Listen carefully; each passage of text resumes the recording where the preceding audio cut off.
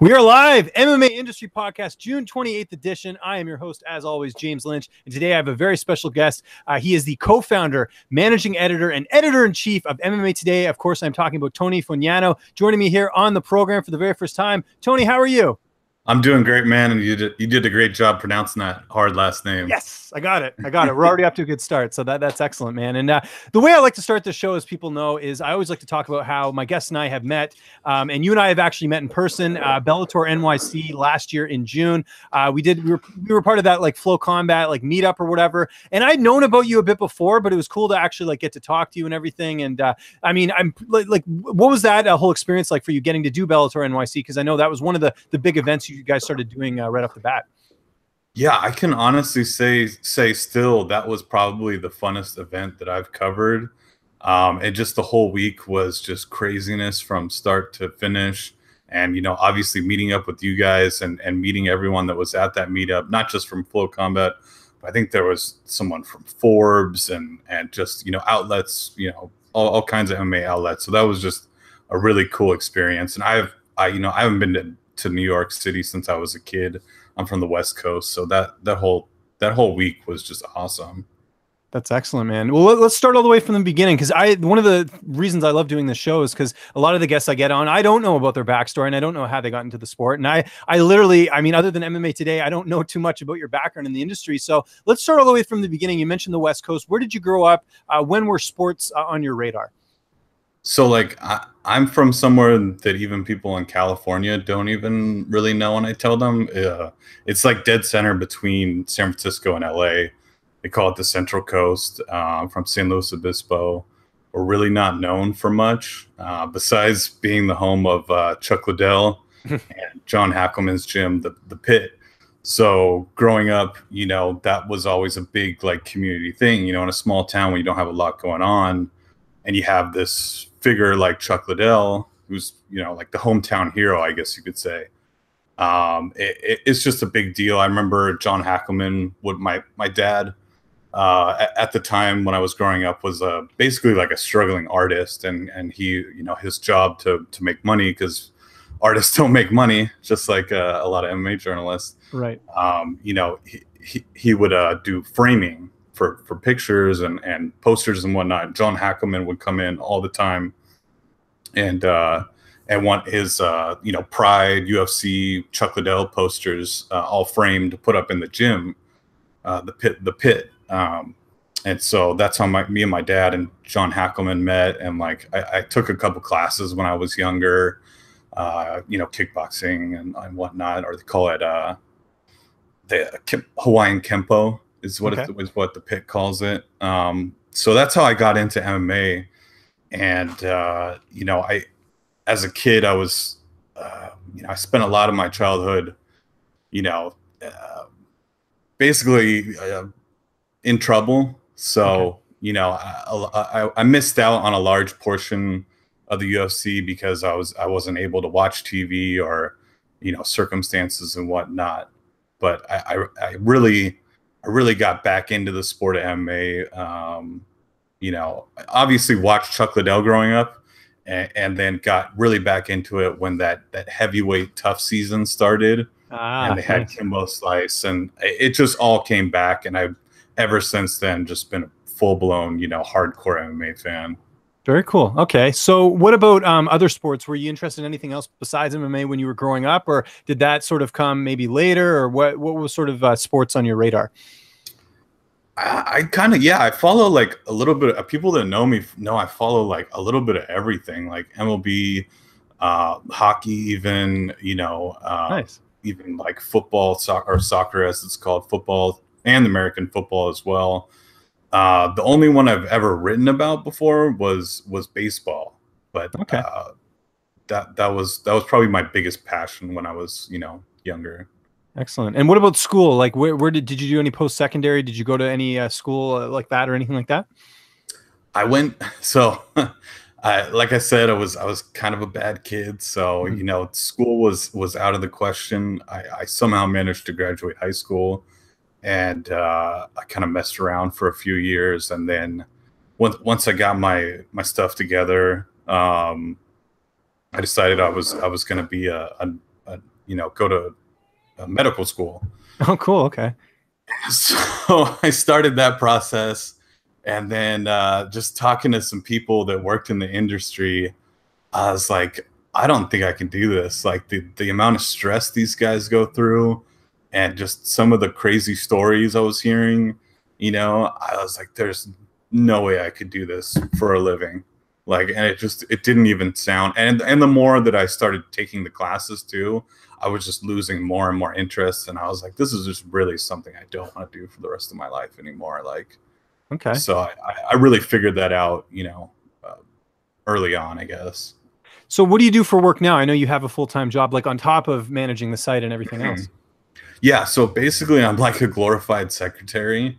Okay. I give you my job title and everything, glorified secretary for a tech company, which it's kind of cool because, I do some paperwork in the morning, and then the rest of the day I'm just redirecting phone calls and, taking notes and whatnot. And I hope my work isn't listening, but a lot of times I'm on my phone, on Twitter, I'll even like edit stuff from my phone for the website.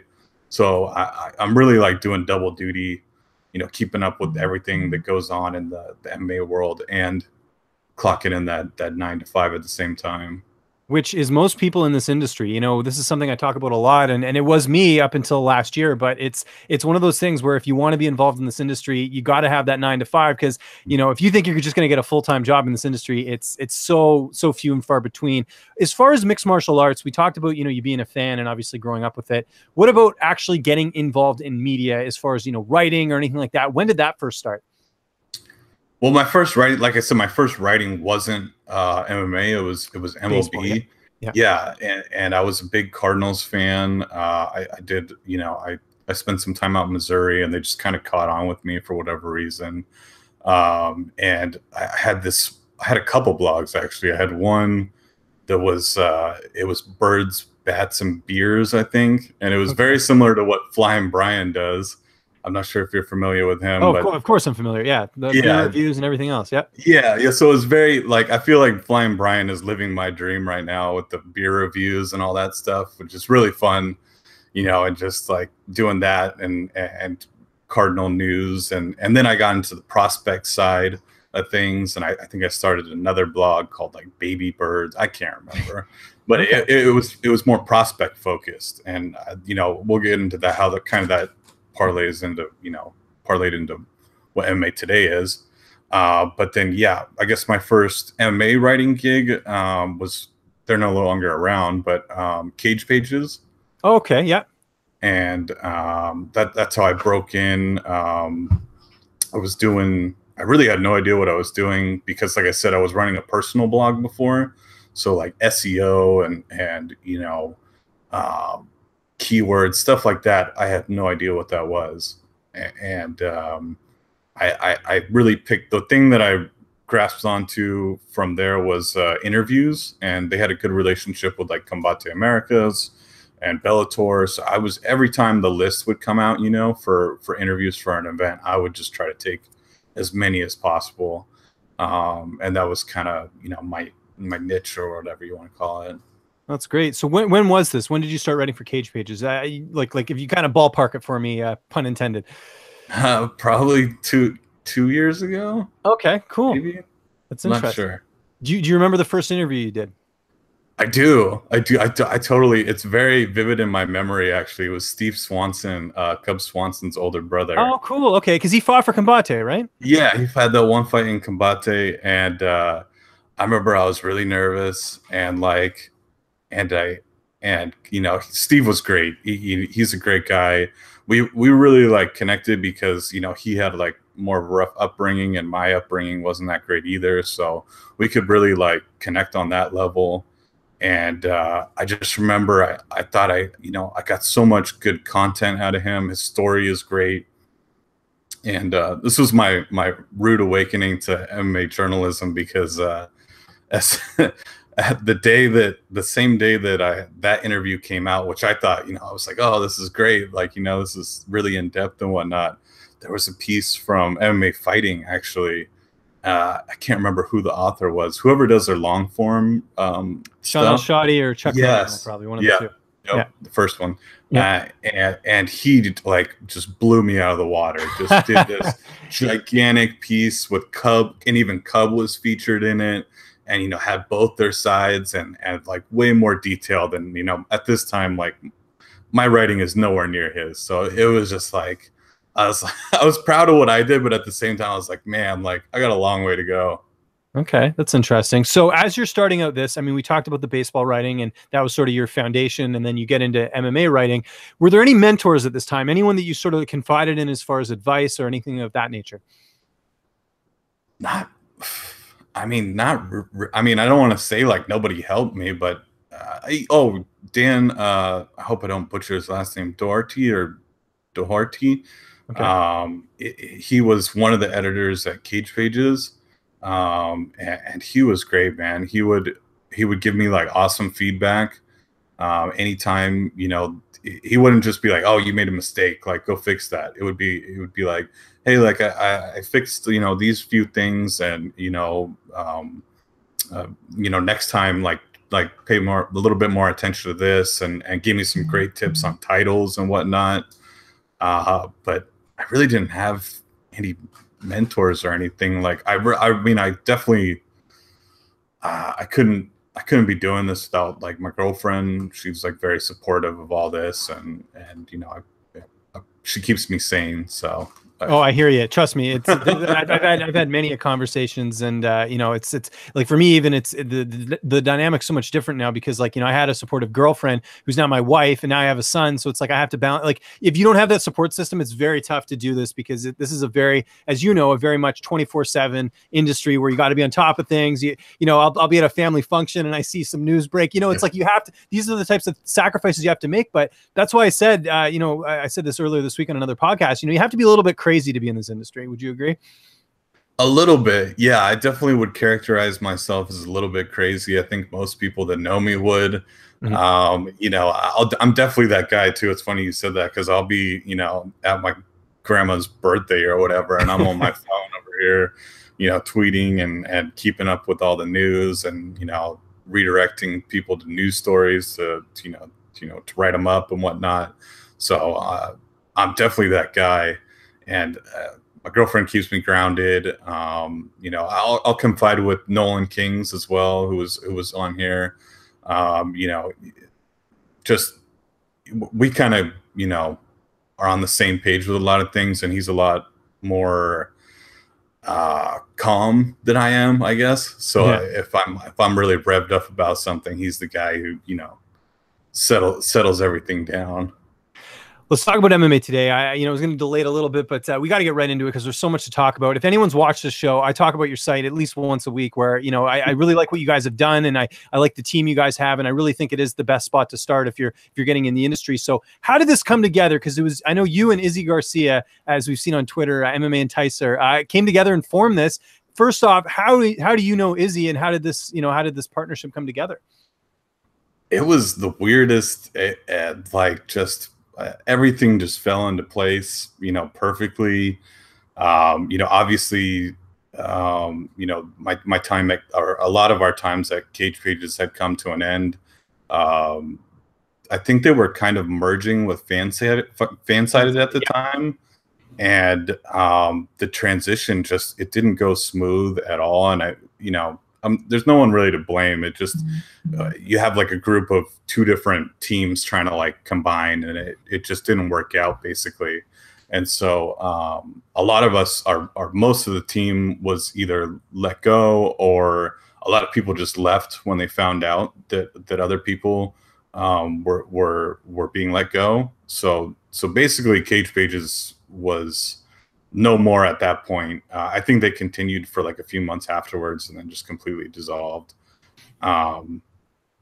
And so, I had no idea what I was going to do at that point. I was like, I knew a couple of, I knew the Bellator PR guys very well at this point because, like I said, I had been doing the interviews with them. And so I reached out to them, and I had this idea, MMA Today.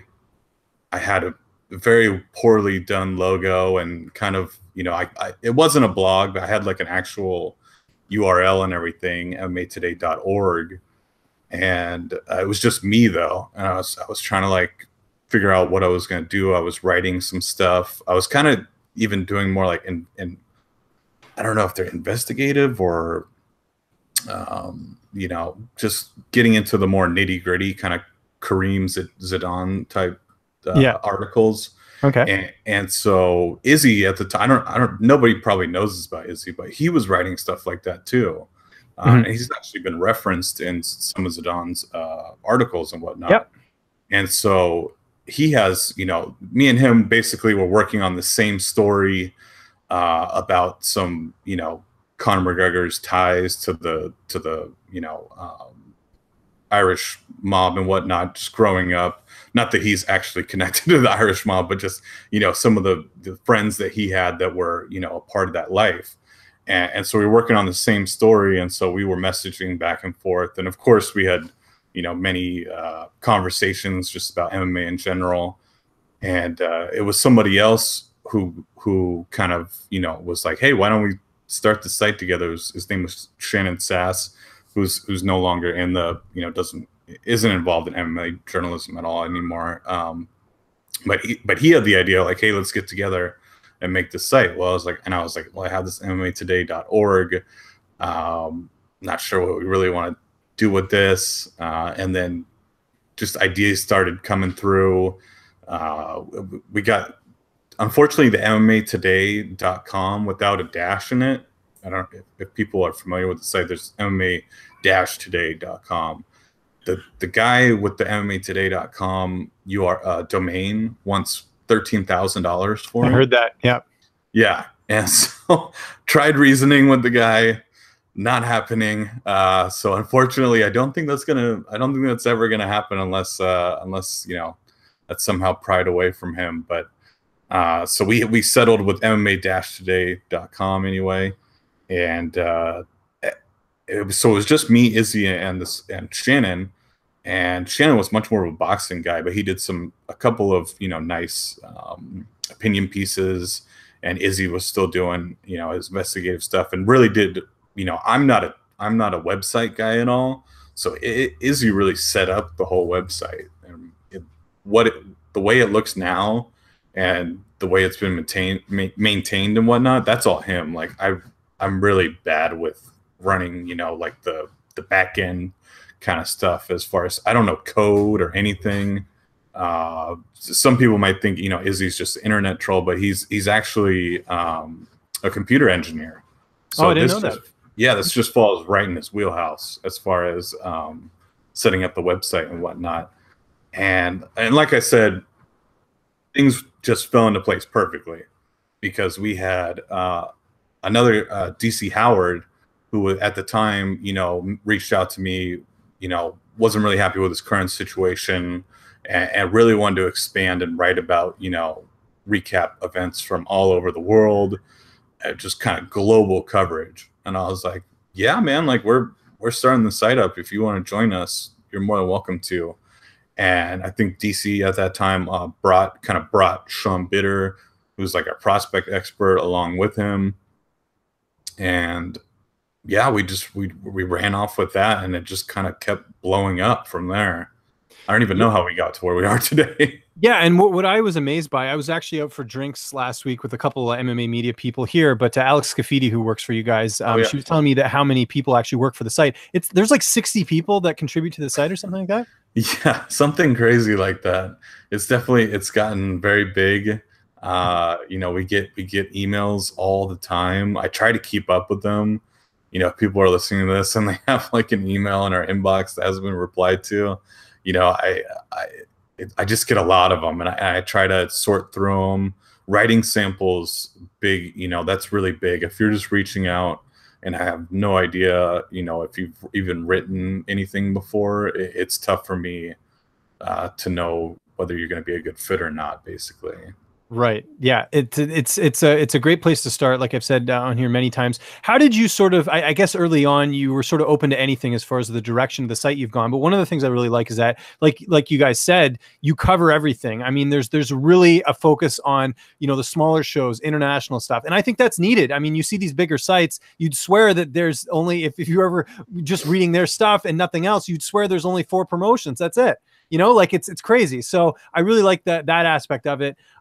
When did you sort of start to notice that this thing was blowing up? Because I think now everyone knows your site, everyone knows it in the bubble and everything else. But when was that moment for you where you kind of were like, wow, like we're finally getting recognized? That moment, I don't know. I just had multiple people reaching out to me, like just not even, nothing no big event or anything had happened. Like we hadn't like broken any like big story or anything recently. But people would just reach out and be like, hey, like, I really like what you're doing. And I'm like, well, thanks. Like, it's just like constant, like, nice messages from people in the industry. And they were like, I don't know where they were coming from. Like, I was extremely grateful. I just, I don't know if someone was mentioning us somewhere or what was going on, but people were just like, you guys are doing a great job. Like, I really love what you're doing. Like, if I can ever like help you guys out at all, like, just let me know. And these are people who have been in the industry way longer than MMA Today has been around. So that was like, I guess kind of the moment I was like, all right, like we're here. Did you know early on that Nolan and Sean were going to be such integral parts of your site, especially Nolan, where, he's breaking all this news, and it started out as like sort of little fight announcements, but now it's like, I think you guys broke every matchup on the Contender Series. There continues to be just really big news coming out. Did you expect that when you brought Nolan on initially? Oh yeah, I totally expected that. I saw that all coming. No, I had no idea. I had no idea. I knew I saw Nolan on Twitter, breaking some smaller stuff, and I was just like, who is this guy? Like, and I reached out to Izzy reached out to him. Izzy reached out to him and was like, hey, would you be interested in breaking some news for us? Like, we're a brand new website. Would you like to kind of get in on the ground floor and be part of this team? And I think he was a little bit hesitant because he was like, I'm just kind of a news aggregator. Just I feel like I don't really belong, in real MMA journalism. But like, and then he was totally on board. Once he joined the team, he was just like, he was full in. Like, once he was in, he was in. And there was a certain point where I knew he was like really, I can't remember the event. It was the event before OSP took on Okami, or maybe 2 events before that. And we had heard the week following up to this event that Sakuraba was going to be inducted into the UFC Hall of Fame. Mm-hmm. We never got confirmation on that story, so we didn't run it, early before obviously before the UFC announced it. But also that same exact week, we had heard Nolan had heard that Shogun was going to be pulled out of the event versus OSP, and they were going to have this replacement come in, and so we had this. And we were finally able to get multiple, sources on that and run that story. But that week, so I was like, dang, like this week, like, Nolan could have broken these 2 big stories in a row. And that was when I knew like he was going to be something big. Yeah. And of course that, you guys sort of, I remember that exact week too, when all that happened. And that was like, you guys like, making your mark, so to speak, because like I said, Nolan was breaking a lot of news. And now this was, this is a big one because it was a big UFC event, and well, not a big UFC event, but it was the news of the week, so to speak, I guess is sort of the best way to put it. What about, you mentioned sourcing and stuff. How did you sort of come about, like what is allowed to get out there? Like, is it like, do you have like a rule of like, hey, we have to have this many sources? Like, how do you determine that? Well, I mean, you always want to have multiple sources, but yeah. I mean, there's sometimes when, if you have such a direct source, and it's like, for example, a fighter that is literally training directly training with another fighter, is telling you, hey, we're preparing for such and such opponent. or not to say like managers you can't really trust, but sometimes they'll give you info that's more helpful to their client than just Exactly. Yep. yeah. So you don't want to go off of that. You definitely want to get multiple sources on that. But if it's like if it's the fighter themselves, sometimes the fighters themselves would just like straight up tell you and like be like, hey, like hold off and wait until this amount of time to release this info, or someone they're training with directly will let you know. That's the only time would ever run a story that without being able to confirm it with multiple sources. Interesting. Now, I know sourcing has been an issue for you guys, as it has for a lot of sites, where you guys will break something and then the bigger sites don't credit it. Has that improved? Do you find like you're starting to get the respect now where you will see the byline and on a bigger website where they say, hey, MMA Today broke this, or is it still an issue for you guys? It's not as big as of an issue as it was. No, yep. Like totally not. We even saw MMAtoday.com on the ESPN ticker at one point. I remember that. Yeah, that was surreal. Yeah, like, and even now, like, after talking to I talked to Josh Gross in LA, and I talked to Ariel in Chicago a few weeks ago. And, really like settled a lot of things with the MMAJA. I think they're doing some good things with the grievance filing. And I'm really on board with what their mission is. They're not quite there yet, but they're getting there basically. And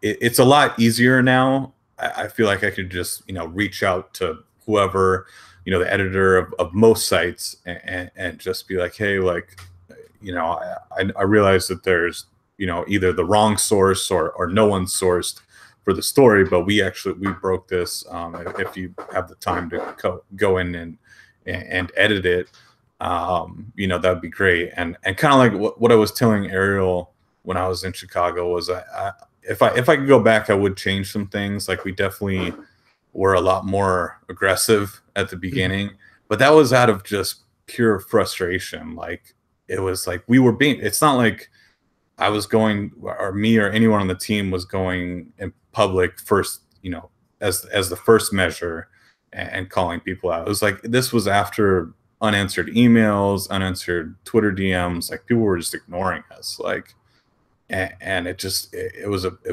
we hit a boiling point, and I was just like, you know what, like, we're just going to have to kick the door down basically and announce ourselves like that way. And I really didn't want to do it, but that's how we did it. And I told Ariel, if I could go back, maybe I would have done things different, but if I hadn't, would we be in the same position? And, I kind of got a non-answer there, but that's how it all, it's so much easier now though. Like, everybody's great. And I would say if anyone's starting a smaller site now and is having that issue, reach out, find out who the editor is, because you might be talking to the wrong person. A lot of the times you might be talking to the writer of the article, and they don't have time to go in and edit it, or they don't even have the capability. Get the editor of the site. They're the ones who can go in and change that immediately. They're usually the ones who are the most available and most knowledgeable on like who to source. And there's been times where I was like, oh, actually, so-and-so had this before we did, and I thought we had the drop on it. So yeah, and I was going to say, kind of on that same note, how has your social media habits changed a little bit? Because I know you manage a site, and I know professionalism is a big thing, and I've talked about this on the show. Like, when I had an issue where someone took my content, I did it behind closed doors. Is that something where you're trying to like kind of just feeding off what you just said there, where you email the person directly? Is that something you're being more conscious of now, as far as how to deal with situations? Absolutely, 100%. When 2018 hit, I remember I told Nolan, I was like, we're taking, like, if we have any issues, they're all going to be, behind closed doors. They're all going to be handled, through back channels. Like, no more, aggressive tactics, basically. Like, let's, handle all our business, very professionally, and just, kind of change, the way we approach certain things. So definitely now it's like, we don't get into I try not to get into arguments or get into these, if it's a constructive argument, sure, but just the back and forth and the more unnecessary stuff, totally avoiding that. Yeah, I know. I'm not going to mention the guy's name, but I saw you get into it with one of the journalists who seems to get in with it a lot with other journalists as well. I think we know who we're talking about here. It's one of those things where I think, and I'm conscious of this as well. It's like you work for these outlets, or in your case, like you own a site, like you have to be careful about what you put out there because people will use that and formulate it in a way to use it against you. So is that something with your, the people that contribute to you? Do you have to kind of lay down the hammer sometimes being like, dude, you can't say that on social media? Oh, way more than I would like. Yes. Yeah. There's a lot of because we are taking in guys who are new to this world and people who are up and coming, so they have no idea. They're used to just saying whatever they want. So yeah, that happens all the time where I'm like, dude, you can't say that. You can't at fighters. You can't respond to media members like that. Like it happens all the time. Like even just photos, like people just use photos and I'm like, you can't just use somebody's photo, like you have to credit them, or at least what I like what Nolan does, where he tags them in the bottom of the Twitter post or whatever. Yep. Images he uses and stuff like that, because that's someone else's work, so I get on them all the time about stuff like that. Well, and one of the things I don't think people realize, and I say this a lot as well, it is kind of like the Wild West. Like there's no, like if you look at other sports, the bigger sports, like football, hockey, whatever, basketball, I mean, there is sort of a process of how to get into the industry, what the guidelines are, how professional you should act and all that. But in MMA, there really isn't anything like that. I know the MMA JA, has started and would like to implement something like that. But really, I mean, I see people make mistakes all the time, but it's because they don't know, because there's no one like out there saying this is how you have to act. One of the ones I see a lot is people trying to get interviews through Twitter, but they'll publicly tweet them, which I think is so like, I don't know, it just doesn't come across as professional. What are some other things you see that, you're kind of like, I probably wouldn't do that? Yeah, even I would take it even a step further. Like obviously adding them publicly is not a good idea. Yeah. The only reason I would ever, say at them publicly is if they're not following you. Right. Like like, hey, can I get a follow? I just wanted to DM you. Yeah. That's the only reason I could ever see that being, okay. And then I would take it even a step further, though. If they have a management company, like reach out to the management company first, yeah, and then go through them. Like we have a great relationship with multiple, agencies and whatnot, and that's because we don't just pester their fighters, with hey, we want to interview this guy, and like I said, we have so many guys on the team. Sometimes I've even created like a whole channel where people can say, hey, I'm going to be interviewing so and so, because we've had situations where multiple writers will interview like the same person. Yep. So that's an odd situation. And I mean, as far as other like things to, like we already talked about the crediting for photos. I think a lot of people when they if you if we're giving advice out to people starting new websites, don't just go to Google image search and take like the best looking photo from there. That might get you in a lot of trouble. I've heard some horror stories from other websites who used like Getty images and wound up getting sued. Like that's something you definitely want to avoid. If at all, I always use what I tend to use is like social media. Yeah. Pictures off social media, or ask permission from whoever if you're allowed to use this photo.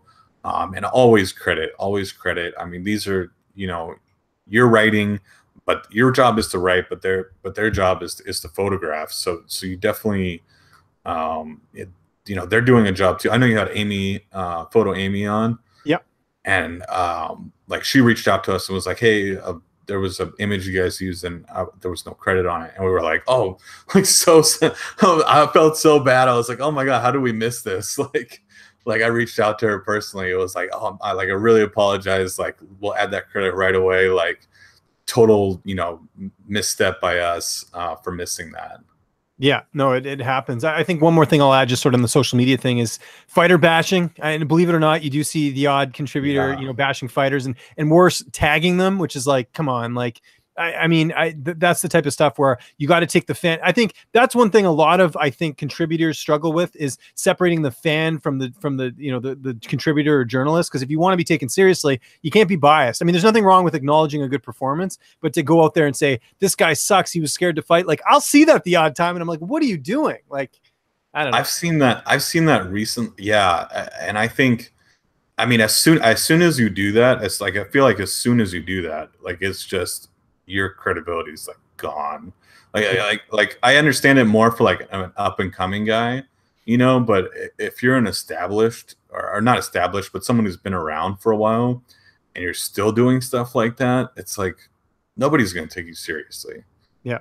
Like I saw someone recently adding Tyron Woodley, and I was just like, and he said he was a journalist in his bio, and I was like, nobody's gonna want to do interviews with you or take you seriously after that. Like, you can't be adding fighters and telling them, you know, that you beat them up or whatever, you know, that they're scared and stuff like that. It's crazy. Yeah, no, I agree with that. We talked about your day job a little bit, and you know, managing the site as well. As I know, Izzy hasn't been, at least publicly, he hasn't really been doing too much for the site as far as, you know, like stuff like that. Is he taking a step back, or is he still doing a lot of the behind the scenes stuff? Definitely taking a big step back. He's a dad now, like myself. So yeah, he's a dad. I think that really took, you know, he was at the Mayweather McGregor thing with me. And DC Howard was there as well, so that was nice for us to all meet up finally. What a great guy. He had his, you know, now wife with him, and she was pregnant at the time, so they couldn't really, you know, get too wild or anything. Yeah, in Vegas, but you know, he's really had to take a big step back, and it's just more, he's all just back end, like site management. You know, if there's anything wrong with the, you know, the site itself, will take care of that. But article wise, editing wise, I mean, it's just it's me and like a pretty good team of editors right now, small group of editors right now. So how do you balance that, like on a day-to-day, like, you know, you go to work, you mentioned you do your work in the morning. I guess you're constantly checking the site throughout the day. Like, how do you manage that along with, you know, having a girlfriend and everything else? How do you balance it all? It's tough. I like it on a day that I'm working. I'll usually go in. I usually work like morning shifts, you know. So I'll wake up before, and anything that needs to be done on the computer that I can't do from work, I'll do that, like video uploading. I can't think of, like, I guess video uploading is really the only thing I can't do from work. So I'll do that. Maybe publish a few like very time sensitive. We'll have time sensitive articles, you know, that need to go out. So I'll get those out or at least have those ready to go in the morning, and then head to work. And like I said, I'll be on my phone throughout the day. Really hope work's not listening to this. No, I'm sure that. Yeah. So I have the same thing. I mean, I've snuck into boardrooms to do podcasts. Like, I used to do it all because I used to work in digital media, and, you know, I was lucky I had a boss who was pretty lax. But actually, I have a story, and I've told this on here before, but I don't think you've heard this before. So when we were at Bellator NYC, because I could only take a certain amount of vacation time off for the year because my wife was going to be due. The Bellator trip, I had to technically work from home at my day job. So when we did that press conference, you remember it was in that really nice Viacom building and everything. We did all the stuff. I had to do all my interviews, and then I had to run back to the hotel and get on a conference call for my day job. And just and I remember, like, it was some stupid, like, and I can say this now because I don't work for them anymore, but it was some dumb, like, you know, just reviewing the company, and it was like an hour. And I went on the call. I put it on like low volume so I couldn't hear it, and I edited the entire time, editing my interviews while the conference call was going on. But that's the type of stuff we do. Like, you have to like people have to realize, like, if you're going to work in this, you gotta cut corners. Sometimes you get a good interview coming up, you'll have to tell your work, hey, I'm sick, I got to work from home. I've done it, trust me. I mean, you gotta make the sacrifices. So it's definitely not easy, and for everyone, I should say. So yeah, I mean, I find myself now, even like when I go to the gym and I'm on the treadmill, it's like, even on the treadmill, like I'm like editing images to put up on Instagram, or, you know, posting, you know, interacting with readers on Twitter, and you know, making like you know, Instagram posts promoting articles and whatnot. So it's like it's just a 24/7 thing. Like, it just never really stops. Got a couple more questions here for you. I mean, we do have, you know, probably about 10, 15 minutes left, but one of the things I wanted to ask you, and I know it's, you know, we won't have to get too much into depth, but I know, you know, you guys obviously get now like ad revenue and stuff like that from the site. Cause, you know, as you're working for the site, I'm sure, you know, guys, they want to get paid at a certain point. How have you navigated that as far as going from a site that, you know, was just volunteers to, I know, I believe some of the guys get paid on the site now. Yeah. Like that was, so like I said, if I could do things differently, I would do things differently. I told Ariel this. And that was one of the things, like, it took us forever to get ads up on the site. That was a big misstep by me. And we had like we were working with the Outbrain for a while, and that was bringing in like nothing at all. And we had like a few random sponsors, I think, throughout the time, but that was really just, I mean, none of that was profit. Like, it was just going, you know, straight back into the site and other costs that we had. And so I feel like there was I mean, it's all a learning experience, but I feel like our first, you know, 9 months or so, like I didn't do a good job of getting ads up on the site to create revenue, and incorporating other social medias besides Twitter.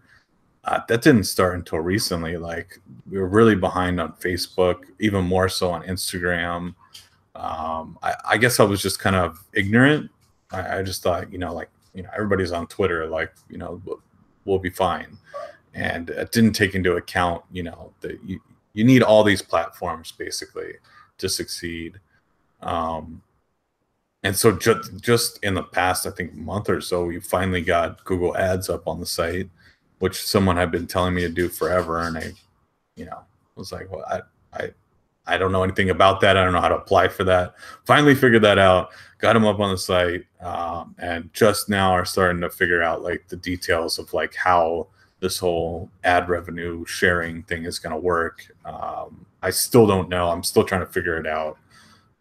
But we're getting there basically. This has all been a learning experience for me, and that's definitely something for new guys starting their own website. Figure out that ad stuff right away. Yeah. And make sure you get all those social media platforms. Don't ignore Instagram. Just, even if you're not a fan of it, you know, there's a lot of people who use it. There's fighters who like exclusively use Instagram and don't use Twitter or Facebook or whatever. So you definitely need to be on all the social media platforms. Yeah, actually, you know who has I was reading Gary Vee's book, Crushing It. I don't know if you've seen it, but it's you know, he really talks about the emphasis of the brand and hitting all those social media platforms. And I'm the same way. Like Twitter was sort of been my bread and butter for the last couple of years, but I've really started getting into Instagram. And my Instagram, you know, it's I'm putting more work stuff on there. Before it was more just like, you know, dumb personal stuff. But yeah. You know, for me, it's like I'm trying to incorporate more of that now, because at the end of the day, I am a brand, and in your case, the website's a brand. So I guess you have to hit all those areas in order to get the reach that you want. You know, it just takes one post to, you know, get noticed, you know, by a fighter or whatever, and have people, you know, you want to be easily accessible. I think that's the best way to put it, right? So that easily accessible. I definitely want to check out that book you just mentioned now. Crushing It. Do I have it? I don't want to get up, but it's right there. You can't see it in the yellow over there, but okay. Yeah, I've got it. It's Gary Vee. I don't know if you ever heard of Gary Vaynerchuk. He's like a digital media wizard. Yeah. And he's really good with branding and all that stuff. So that's something I'm really learning now, because, you know, as a freelancer, I gotta, you know, utilize my brand. So I recommend checking it out, because a lot of what he talks about is, you know, hitting all those different platforms, and it's, you know, there's different ways of, you know, sort of generating income and all that. But we're not here for business class, but I figured I'd just throw that in there anyways, because it's very interesting. Yeah, that's cool. No problem.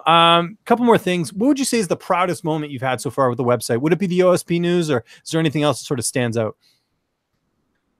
It was probably the proudest and probably most controversial, I guess, was the Rose Namajunas and Joanna story. That's right. We totally stood behind that story. We never backed down. We had, very good sources that that was happening. Got shot down by pretty much everybody, including Ariel.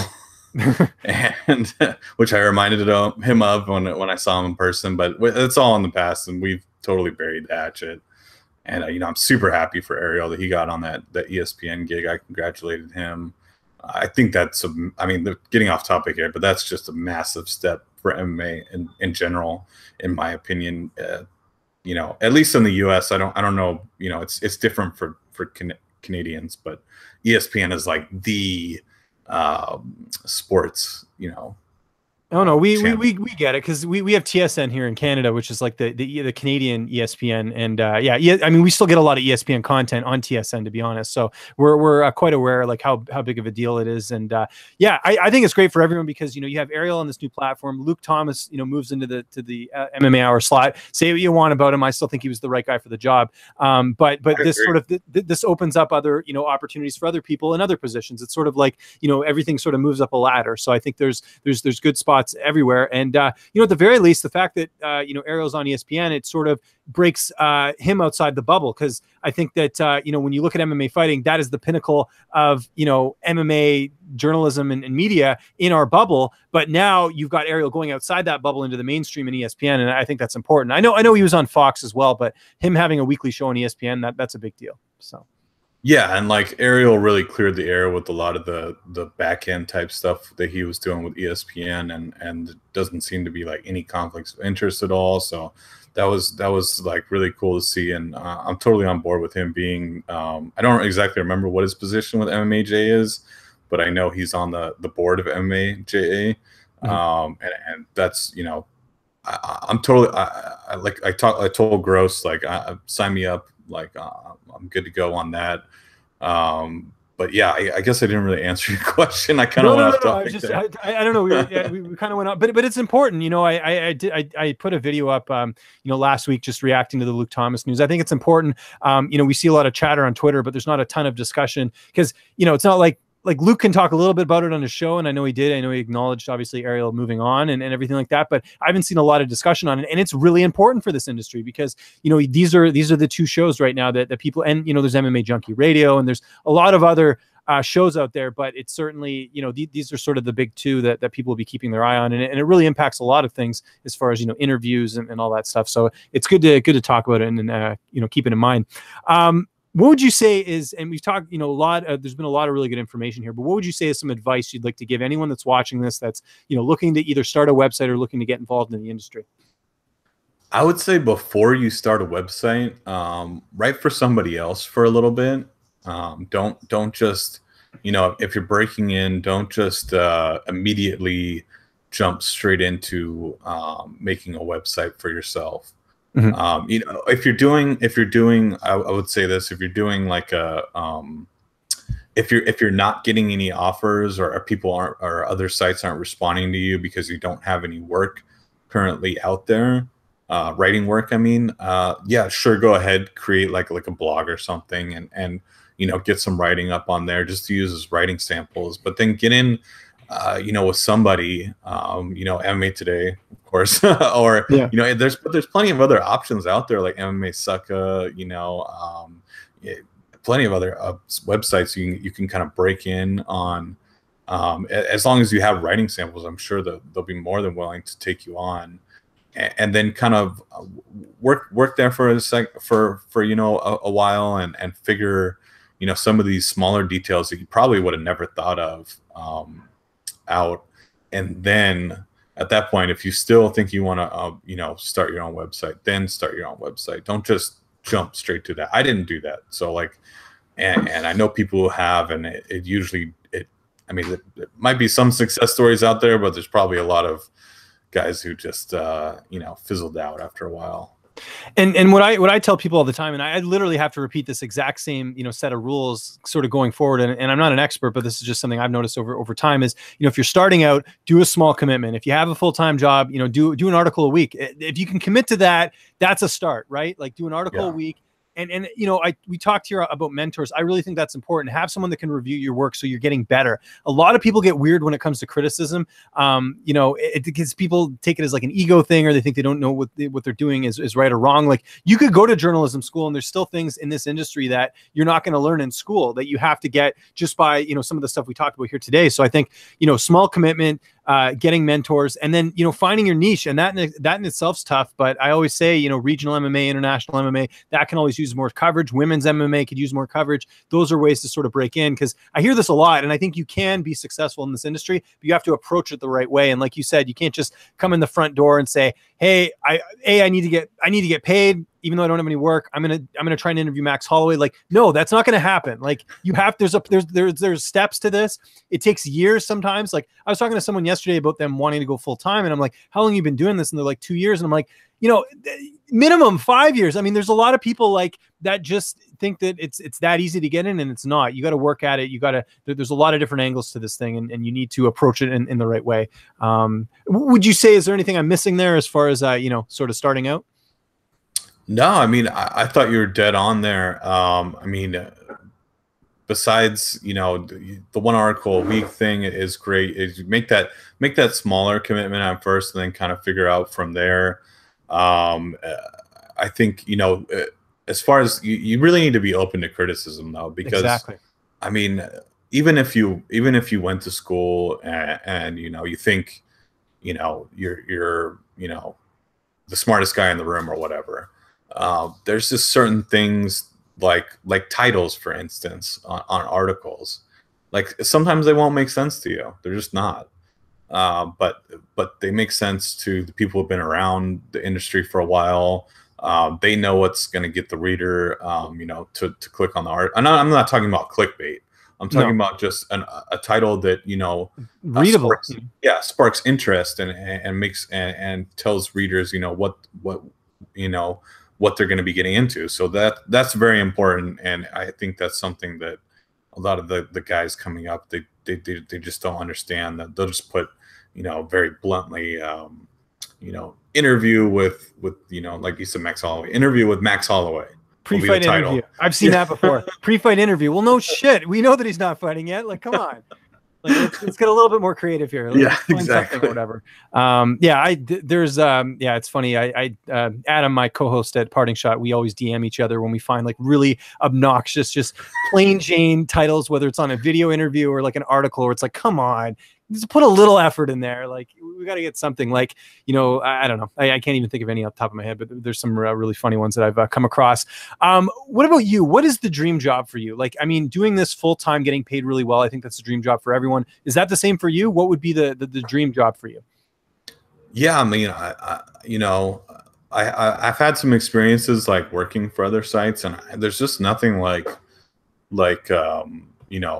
being able to work for your own site. And I mean, I guess the dream job, I'm moving out to Vegas actually at the end of this nice. in August.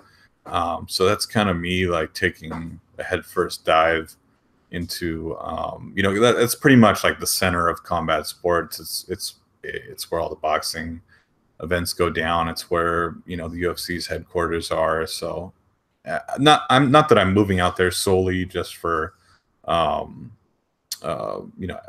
purposes of improving the website, but just rent's very expensive here in San Diego. I was just gonna say it's really cheap to live in Vegas, especially if you're outside of the Strip. I talked to a lot of fighters about this.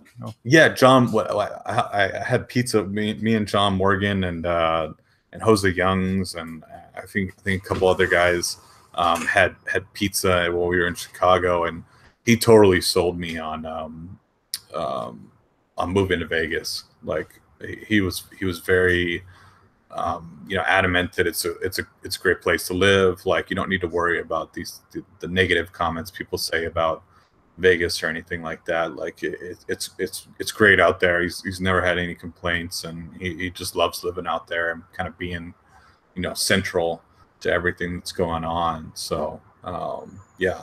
Especially with all the fighters going to the PI now, like if you wanted to get an Yeah. interview or something, I mean, the amount of fighters that go through there is just really incredible. Like I'm going to International Fight Week next week. Like I'm trying to line up some stuff. I know some fighters that are just not even in the UFC that are just there training, you know, with certain camps. So I'm going to be hitting up them and just trying to get as much content as I can, you know, as far as, you know, that week, because there's obviously so many fighters that are just in town, just, you know, watching the card or that they're training. Right. So you're definitely, definitely onto that.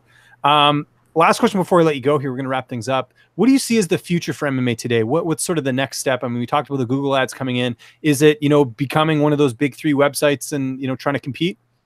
Exactly. Yeah. I want us to be synonymous with the bigger guys. I mean, I want MMA Today to be, when you mention, you know, MMA Junkie, MMA Fighting, you know, any of those, I want MMA Today to be up there with them. You know, and I'm not delusional or anything. I realize that that's years off.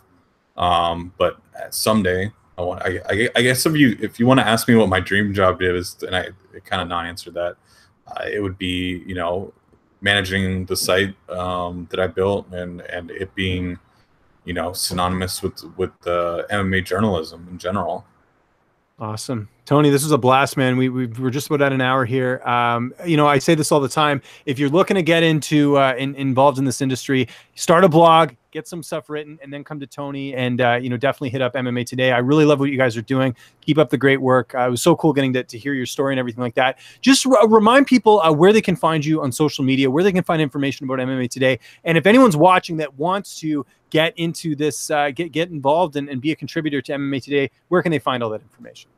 Yeah, definitely. And thank you so much, James, for having me on, man. I really appreciate it. This was probably one of the funnest podcasts I've done. Nice. Yes. So I got your name right and you had a fun podcast. So yeah, you killed it, man.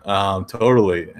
So my Twitter, the site Twitter is at MMA Today News. My Twitter at Big Tone MMA.